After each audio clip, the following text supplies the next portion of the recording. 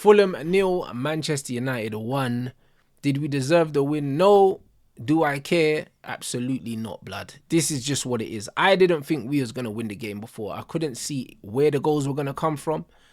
And I was kind of proven correct because Lissandro Martinez, do you know what I'm saying? RKO out of nowhere, fam. I think that was our first shot on goal in the game. And we wasn't really doing much. I'll be real. Like, when I saw the starting lineup and I saw Garnachas and Rasmus, aka Hunter Hearst Hoyland, blood. Do you know what I mean? The WWE superstar Logan Paul, fam. When I saw this guy, man like Rasmus, bro, do you know what I'm saying? The field goat. I was like, where the goal's gonna come from? And we didn't create shit. That brother Hoyland, yeah. You see, every man that argued me about Rasmus Hoyland, yeah. Brother, bruv, walk the plank, innit? Do you know what I mean? You lost. There's no coming back from this. All the man, yeah, that was holding on to their Hoyland stocks talking about he's only this age, or what was this player doing at this age? He was on loan at this club and this, that, and the other. Bro, shut your mouth, bro. I've heard it all, innit? This guy's not good at football. He was never good at football. If you saw anything in him, yeah, you need to question your eyesight, bro. You don't know nothing about football. Nothing at all. Because this guy's got nothing. He offers nothing, bro. This guy's so bad, yeah, that these men are singing Xerxes' name now, bro. And they hated him 3 weeks ago, bro. You know, like that. That's how bad it is. These man literally booed a man, yeah, off the pitch. And now they're singing his name because Hoyland is so bad.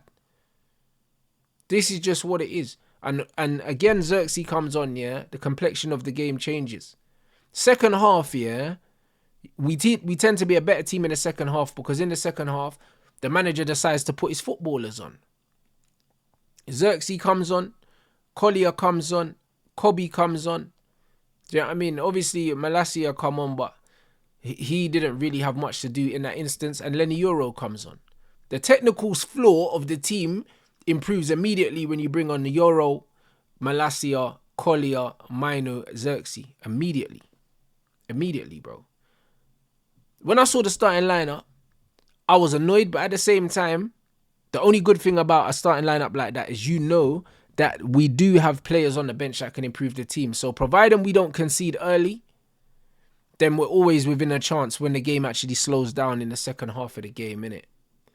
And that's kind of what happened. First half was a lot of running, very poor game. I can't lie. Like this was not a good advert for the Premier League. I always tell people the technical floor of the Premier League is very low. Like, it's not very often I watch Premier League games and I actually enjoy the game. Like, the Bournemouth Nottingham Forest game yesterday was very good. It was a good game of football. Both teams tried to play. But most of the time, when you look at the level of the games in the Premier League, man, it's flipping appalling. And today's game was no different.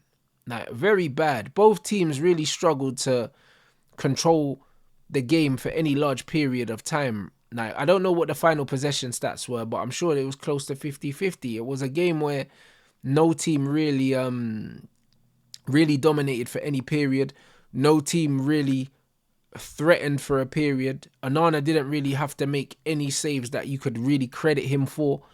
And the same for the Fulham goalkeeper. He didn't have to make any saves that you could credit him for. And the goal that we did score had a big, hefty deflection from Lissandro Martinez. Like, it wasn't a game full of quality chances being created. It was pretty much a nothing game. Like, it wasn't a game for the neutrals. If you didn't support either team and you sat through it, do you know what I mean? You got my respect because you're a better man than me. I could have never done it. But we just needed those points. We needed them. There were a few things that man was looking at the coach and I was questioning. I know a lot of people weren't happy about Hoyland starting, and a lot of people were saying, yo, we need to make changes and certain things we need to question. The one thing that I've been saying for a long time, yeah, is that Kobe Mainu is a 10, bruv. Furthermore, he's just an attacker, bro. This brother's, I've said this a million times, he's played striker in the academy, he's played wing in the academy. He's not a double pivot midfielder, bro. Stop misprofiling players because of their physique. Look at the football they play and make up your mind. We had a goal disallowed today. He done some nice little give and go intricate stuff with Ahmad in the left channel. He's played left wing before. He's played 10 before, he's played striker before. This guy's not a central midfielder. I don't know who needs to hear this, but Kobe is not a central midfielder. He struggles, in that double pivot. Toby Collier is showing everyone how to play that double pivot role very well. When Ugarte came off, Toby Collier came on, we are fine. I don't know why the manager took Bruno out of the double pivot, put Kobe there and put Bruno in the 10 where he doesn't affect the game. Bruno don't affect the game in the 10. When he plays in the 10, he tends to drop anyway into midfield and he has no discipline. He doesn't help us hold the width. At least Kobe can hold the width on the left-hand side and drive at players and take them on and give us a different kind of threat. When Bruno's on the left-hand side, he just cuts in and tries to spam across into the box and loses it. There's no danger of Bruno running at a player, doing give and goes and doing any of that. He's not that kind of player. He needs to play with the game in front of him, so he needs to be further back. I don't know why the manager keeps persisting with Kobe in the double pivot. If there's one thing that this manager's consistently doing, is that. If anything he's consistently doing now to piss me off is that. The Diogo Dalot starting every week is frustrating enough, but this Kobe in the double pivot thing is annoying. Especially in a situation like today where it wasn't needed. Because Bruno was already in a pivot. With Toby Collier, we had control of the game in terms of the rhythm. You took off Garnacho, just put Kobe in Garnacho's place and keep things the same. Why are you changing it so much to the point where we keep losing momentum in the second half? He's done it in so many games where we've kind of got control of the game. He makes loads of substitutions and then we spend the last bits of the games hanging on. It's not good in-game management. It's not good. Do you know what I'm saying? And it's one of them things where we have to call this shit out, bruv.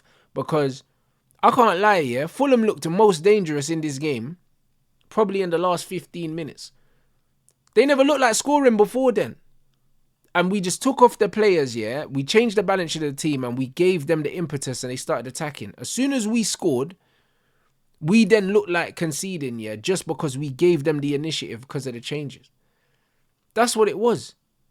That didn't need to happen, bro. Shout out Toby Collier as well, for that clearance off the line. He showed great understanding of the football match, bruv. And that's why I had to break it down in the game, Toby, is towards the back stick. As soon as the corner comes in short, he leaves his position and he follows the flight of the ball and it takes him back onto the line. That's football IQ. No one told him to go onto the line. Everyone was attracted to the ball. Everyone was ball watching, not Toby. Positioned himself on the line and he's the reason why we got 3 points. And he came off the bench. Quality. He's only, 21 years old, I believe, but he's showing understanding of the game way past his years because there's not many other players that are in his position that make that move, especially a midfielder. If he was a centre-back, I could understand that. But someone who's a central midfielder that has the nous, to follow the flight of the ball, see that the cross is coming in short so he doesn't need to hold the back post position, and move inwards onto the line to follow the flight of the ball, I can't lie, that's ridiculous. And the way that the players celebrated with him once the ball went out of play, it showed us and it showed him, that was a big move, mate. You've won the game for us there. You've won the game for us there, bro. Like, them kind of things there are priceless. The manager needs to be looking at things like this, bro. Toby is forcing the manager's hand to the point where if he keeps performing like this when he comes on the pitch, he's going to be starting soon. We've seen it with other players. We've seen it with Garnacho. We've seen it with Kobe Mino, These players get into the team because the team's not really in a great situation. They come on the bench, they come off the bench and they contribute. And then sooner or later, the manager's forced to play them. Toby's at that point now where he's knocking on that door because that double pivot, there's no double pivot at this football club that is set in stone that can't be broken, bruv. Because it should be Bruno and Ugarte, but his manager's still messing around playing Bruno in the 10. And obviously, Cass and Ugarte is not going to happen. So Toby could end up forcing his way into the midfield. But there's not really too much, guys. there's not really too much that needs to be said today. There's not too much to celebrate. We just needed the 3 points. I don't know how many points we are away from the team behind us or ahead of us. I don't know. I don't look at the league table. There's no point looking at the league table. We're awful. But we needed that win. It wasn't about the performance today. There were little things that I liked, but overall, it wasn't great. Today was just about getting the points, and we got that. Now, it's over to Ineos. Get this manager some players. I think the 3rd of February is when the window closes. So we got like a week left. We got 7 days. You, man, get the manager some players, bro. Like, that's it.